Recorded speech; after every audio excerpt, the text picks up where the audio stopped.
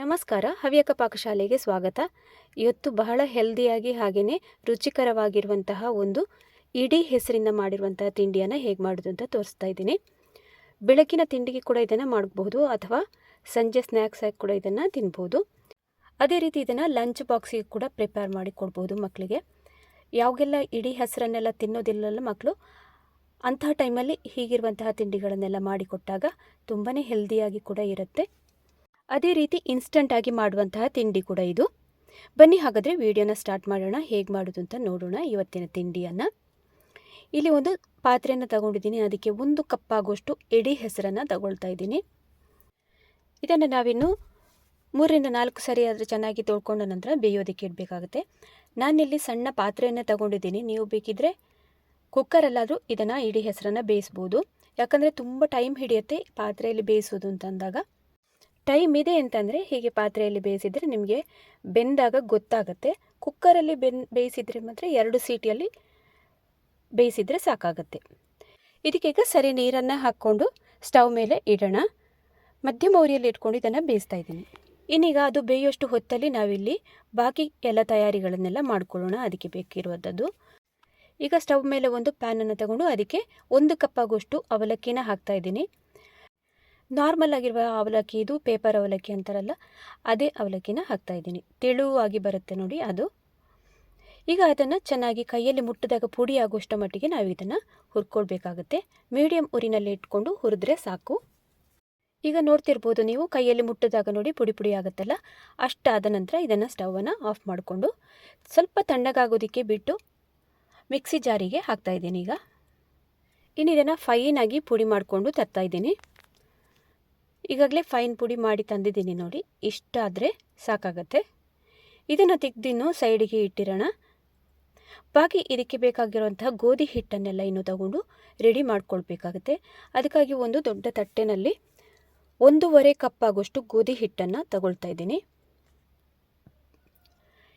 ಗೋಧಿ ಹಿಟ್ಟನ್ನು ಹಾಕಿ ಆದ ನಂತರ ನಾವಾಗಲೇ ಪುಡಿ ಮಾಡಿ ಇಟ್ಕೊಂಡಂತಹ ಅವಲಕ್ಕಿಯನ್ನು ಕೂಡ ಇದಕ್ಕೆ ಹಾಕ್ಕೊಳ್ಬೇಕು.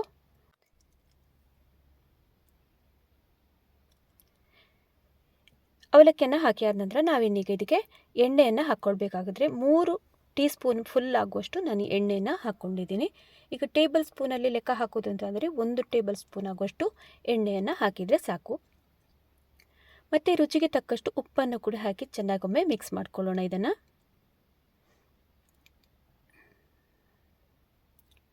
ಸರಿಯಾಗಿ ಎಣ್ಣೆ ಮತ್ತು ಉಪ್ಪು ಇವೆಲ್ಲ ಸರಿಯಾಗಿ ಹೊಂದ್ಕೊಳ್ಬೇಕು. ಅಲ್ಲಿ ತನಕ ಇದನ್ನು ಮಿಕ್ಸ್ ಮಾಡಿ ಆದಮೇಲೆ ಸ್ವಲ್ಪನೇ ನೀರನ್ನು ಹಾಕ್ಕೊಂಡು ಕಲಸ್ಕೊಂಡು ಬರಬೇಕು. ಇದನ್ನು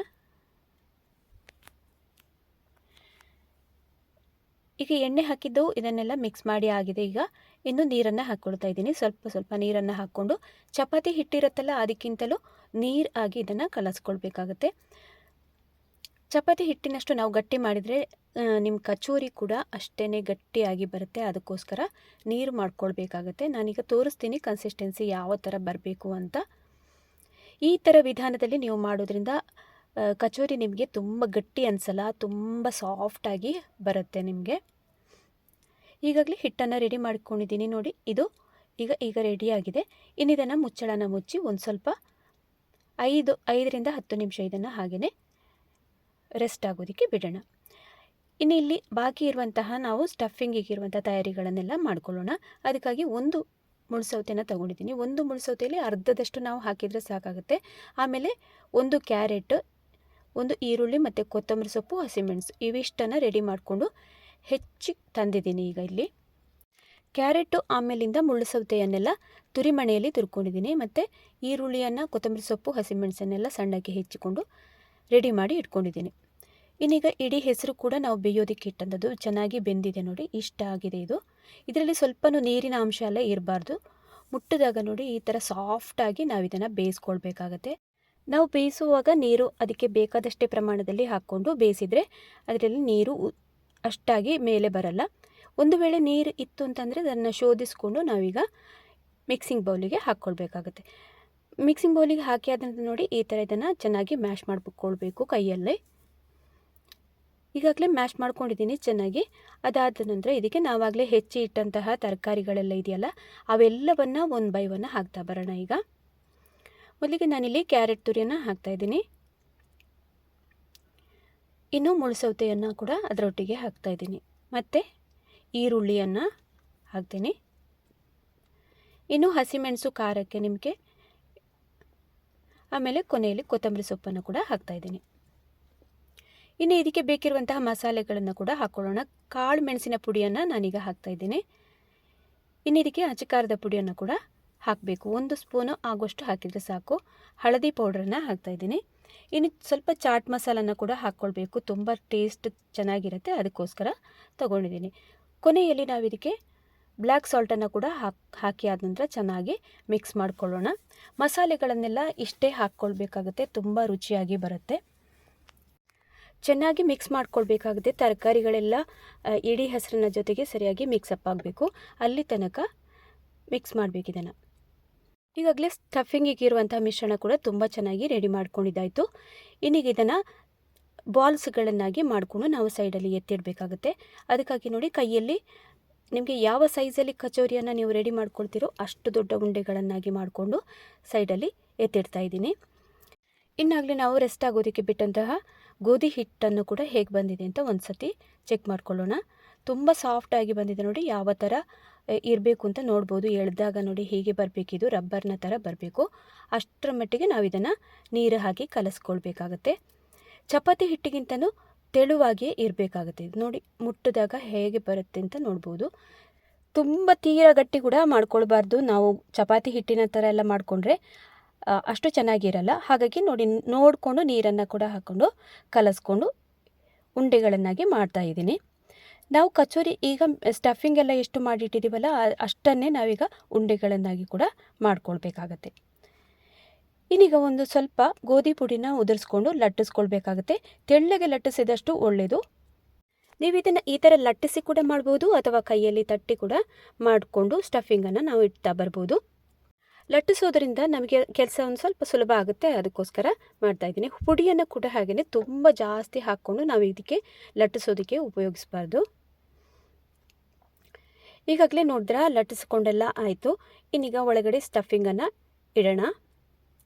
ವಿಡಿಯೋದಲ್ಲಿ ತೋರಿಸಿದ್ದೀನಿ ನೋಡಿ, ಅದೇ ಥರನೇ ಸ್ಟಫಿಂಗನ್ನು ಕೂಡ ಇಟ್ಕೊಂಡು ಕವರ್ ಮಾಡ್ತಾ ಬನ್ನಿ ಸುತ್ತಲೂ. ಮೇಲಿಂದ ಎಕ್ಸ್ಟ್ರಾಸ್ ಎಲ್ಲ ಇದ್ದರೆ ಅದನ್ನೆಲ್ಲ ತೆಕ್ಕೊಳ್ಳಿ. ಮಾಡೋದು ತುಂಬ ಸುಲಭ, ಹಾಗಾಗಿ ಮನೆಯಲ್ಲಿ ಯಾರು ಬೇಕಾದ ಇದನ್ನು ಟ್ರೈ ಮಾಡಿ ನೋಡ್ಬೋದು. ಈಗಾಗಲೇ ಸುತ್ತಲೆಲ್ಲ ಕವರ್ ಮಾಡಿಕೊಂಡು ಮೇಲಿಂದ ಎಕ್ಸ್ಟ್ರಾಸ್ ಕೂಡ ತೆಗೆದಿದ್ದೀನಿ. ಇನ್ನು ಇದನ್ನು ಕೈಯಲ್ಲಿ ಒಂದು ಸ್ವಲ್ಪ ತಟ್ಕೊಳ್ಬೇಕಾಗತ್ತೆ ನೋಡಿ. ವಡೆ ಥರ ನಾವು ಅದನ್ನು ಹೀಗೆ ಪ್ರೆಸ್ ಮಾಡಿಕೊಳ್ಬೇಕು. ಪ್ರೆಸ್ ಮಾಡಿ ಆದ ನಂತರ ಇದಕ್ಕೆ ಮೇಲಿಂದ ಎಳ್ಳನ್ನು ಕೂಡ ಉದುರಿಸ್ಬೇಕು. ಆಮೇಲೆ ತೋರಿಸ್ತೀನಿ. ಅದಕ್ಕಿಂತ ಮುಂಚೆ ಇನ್ನೊಂದು ಕಚೋರಿಯನ್ನು ಕೂಡ ಮಾಡೋದನ್ನು ನೋಡ್ಕೊಂಡು ಬರೋಣ. ಸುತ್ತಲೂ ಹೀಗೆ ಕವರ್ ಮಾಡ್ತಾ ಬರಬೇಕು ನೋಡಿ. ವಿಡಿಯೋದಲ್ಲಿ ತೋರಿಸಿರುವ ಥರ ಹೀಗೇ ಮಾಡಿ.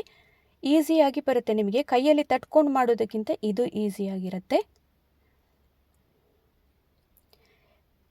ಇನ್ನು ಸ್ವಲ್ಪ ಪ್ರೆಸ್ ಮಾಡಿ ಆದ ನಂತರ ನೋಡಿ, ಇನ್ನು ಇದಕ್ಕೆ ಮೇಲಿಂದ ಎಳ್ಳನ್ನು ಉದುರಿಸ್ಕೊಳ್ಳೋಣ. ಬಿಳಿ ಎಳ್ಳನ್ನು ತಗೊಂಡಿದ್ದೀನಿ ಇಲ್ಲಿ. ಎಳ್ಳನ್ನು ಹಾಕಿ ಆದ ನಂತರ ಅದನ್ನು ಚೆನ್ನಾಗಿ ಒಮ್ಮೆ ಪ್ರೆಸ್ ಮಾಡ್ಕೊಳ್ಬೇಕು. ಇಲ್ಲ ಅಂತಂದರೆ ಎಣ್ಣೆಯಲ್ಲಿ ಫ್ರೈ ಮಾಡುವಾಗ ಎಲ್ಲ ಬಿಟ್ಕೊಳ್ಳುತ್ತೆ ಅದು. ಅದಕ್ಕೋಸ್ಕರ ಸ್ವಲ್ಪ ಉದುರಿಸಿದ್ರೆ ಸಾಕು. ಎರಡು ಸೈಡಿಗೂ ಹಾಕ್ಕೊಳ್ಬೇಕು. ಈ ಥರ ತಟ್ಕೊಳ್ಬೇಕು ಇದನ್ನು. ಹಿಂಬದಿಯಲ್ಲಿ ಕೂಡ ಹಾಗೇನೆ ಹಾಕ್ತಾ ಇದ್ದೀನಿ. ಈ ಥರ ಎಳ್ಳನ್ನು ಉದುರಿಸೋದು ಕಷ್ಟ ಅಂತ ಅನ್ನುವರು ನೋಡಿ, ಈ ಥರ ಲಟ್ಟಿಸ್ಕೊಂಡಿದ್ದೀನಿ. ಮೊದಲು ಒಂದು ಚಪಾತಿನ ಲಟ್ಟಿಸ್ಕೊಂಡ ನಂತರ ಎಳ್ಳನ್ನು ಅದರ ಮೇಲಿಂದ ಹಾಕ್ತಾ ಬರಬೇಕೀಗ. ಎಳ್ಳನ್ನು ಉದುರಿಸಿ ಆದ ನಂತರ ಒಮ್ಮೆ ಲಟ್ಟಿಸ್ಕೊಳ್ಳೋಣ. ಅದು ಸರಿಯಾಗಿ ಸೆಟ್ಟಾಗಿ ಕೂತ್ಕೊಳ್ಬೇಕಲ್ಲ, ಅದಕ್ಕೋಸ್ಕರ ಲಟ್ಟಿಸ್ತಾ ಇದ್ದೀನಿ ಈಗ ಮೇಲಿಂದ. ಹದವಾಗಿ ನಾವು ಲಟ್ಟಿಸಿದರೆ ಸಾಕಾಗುತ್ತೆ. ಇನ್ನು ಸ್ಟಫಿಂಗನ್ನು ಒಳಗಡೆ ಇಟ್ಟು ನಾವೀಗ ಇದನ್ನು ಕವರ್ ಮಾಡ್ಕೊಳ್ಳೋಣ. ಉಲ್ಟಾ ಮಾಡಿಕೊಂಡು ನೋಡಿ, ಅದರ ಮೇಲೆ ನಾವೀಗ ಸ್ಟಫಿಂಗನ್ನು ಇಟ್ಕೊಂಡು ಸೇಮ್ ಆಗ ತೋರಿಸಿರುವ ಥರ ಹೀಗೆ ಮಾಡಿದರೆ ಆಯಿತು. ಯಾವ ವಿಧಾನನ ಬೇಕಾದರೂ ನೀವು ಫಾಲೋ ಅಪ್ ಮಾಡ್ಕೊಳ್ಬೋದು. ಇದು ಕೂಡ ತುಂಬ ಈಸಿಯಾಗಿರುತ್ತೆ. ಎಳ್ಳನ್ನು ಕೈಯಲ್ಲಿ ಹಾಕೋದ್ರ ಬದಲು ಇದು ಕೂಡ ಮಾಡ್ಕೊಳ್ಬೋದು. ಈಗಾಗಲೇ 3 ಕಚೋರಿಯನ್ನು ತೋರಿಸಿದ್ದೀನಿ ಹೇಗೆ ಮಾಡೋದು ಅಂತ. ನೆಕ್ಸ್ಟ್ ಈಗ ಸ್ಟವ್ ಮೇಲೆ ನಾನೊಂದು ಪ್ಯಾನನ್ನು ತಗೊಂಡಿದ್ದೀನಿ. ಅದರಲ್ಲಿ ಎಣ್ಣೆಯನ್ನು ಬಿಸಿ ಆಗೋದಕ್ಕೆ ಇಟ್ಟಿದ್ದೀನಿ ಆವಾಗಲೇ. ಎಣ್ಣೆ ಚೆನ್ನಾಗಿ ಬಿಸಿ ಆದ ನಂತರ ಮೀಡಿಯಮ್ ಉರಿನಲ್ಲೇ ಇಟ್ಕೊಂಡು ಆಗ ಮಾಡಿದಂತಹ ಒಂದೊಂದೇ ಕಚೋರಿಯನ್ನು ಈಗ ಫ್ರೈ ಮಾಡ್ತಾ ಬರಬೇಕೀಗ. ಎರಡು ಸೈಡ್ ಕೂಡ ಚೆನ್ನಾಗಿ ಇದನ್ನು ಹುರ್ಕೊಳ್ಬೇಕಾಗತ್ತೆ.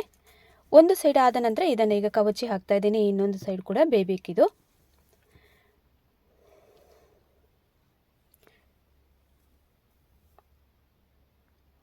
ಎಣ್ಣೆಯಲ್ಲಿ ಈ ಥರ ಬೇಯಿಸೋದ್ರಿಂದ ತುಂಬ ಎಣ್ಣೆನೂ ಹೀರ್ಕೊಳ್ಳಲ್ಲ. ಹಾಗಾಗಿ ಹೀಗೆ ಮಾಡಿ ಕೊಡೋದ್ರಿಂದ ಮಕ್ಕಳಿಗೆ ಕೂಡ ತುಂಬ ಒಳ್ಳೆಯದು. ಟಿಫಿನ್ಗೆ ಕೂಡ ಇದನ್ನು ಮಧ್ಯಾಹ್ನ ಹಾಕಿ ಕೊಡೋದ್ರಿಂದ ಬಹಳ ಚೆನ್ನಾಗಿರುತ್ತೆ.